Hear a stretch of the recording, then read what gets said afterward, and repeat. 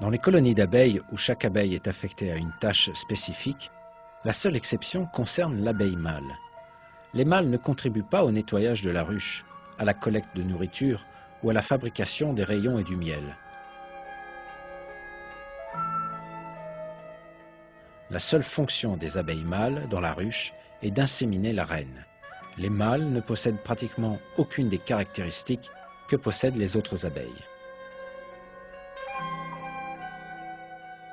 Les abeilles ouvrières ont la responsabilité de toute la colonie. Elles ont plusieurs tâches: nettoyer la ruche, s'occuper des larves et des jeunes, nourrir les autres abeilles, rassembler des provisions comme le nectar, le pollen, l'eau et la résine, et les stocker dans la ruche. Bien que ce soient des femelles comme la reine, leurs ovaires ne sont pas matures. Cela les rend stériles. Les caractéristiques de ces créatures sont décrites dans la sourate An-Nahl du Coran, qui signifie l'abeille.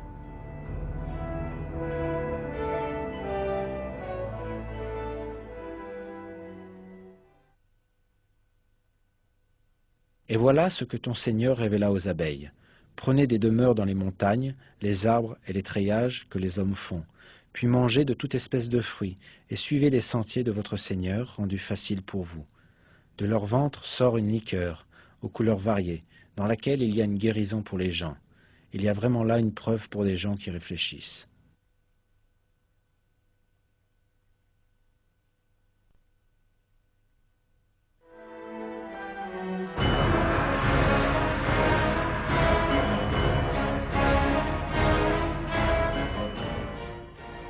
Ce verset contient un secret important qui ne peut être compris que grâce à la grammaire arabe.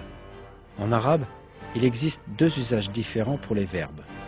En fonction de l'usage, il est possible de déterminer si le sujet est une femelle ou un mâle. En fait, les verbes utilisés pour les abeilles dans le verset sont utilisés avec le format des verbes au féminin. À travers cela, le Coran indique que les abeilles qui œuvrent à la construction du miel sont les femelles. On ne doit pas oublier que le sexe des insectes ne peut se révéler que par les observations biologiques modernes. Le fait que les ouvriers sont tous des femelles n'a été établi qu'à notre époque. Pourtant, Dieu montre un autre miracle du Coran en attirant notre attention sur ce fait dans les versets.